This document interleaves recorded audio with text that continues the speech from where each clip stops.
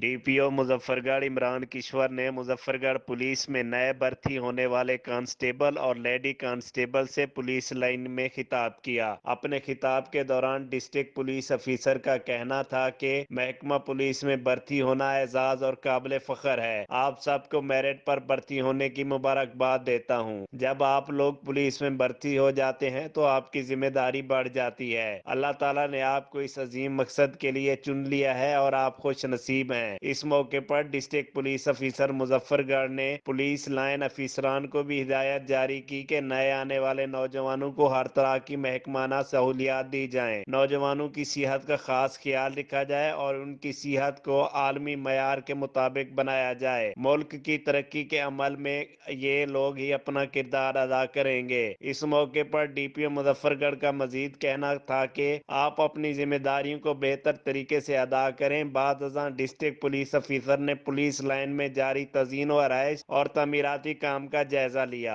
और जेर तमीर जिम खाना का मुआयना भी किया और हिदायत जारी की गयी। हम लाते हैं टॉप न्यूज, आपके फेवरेट टॉक शोज और अनलिमिटेड एंटरटेनमेंट सिर्फ YouTube पर।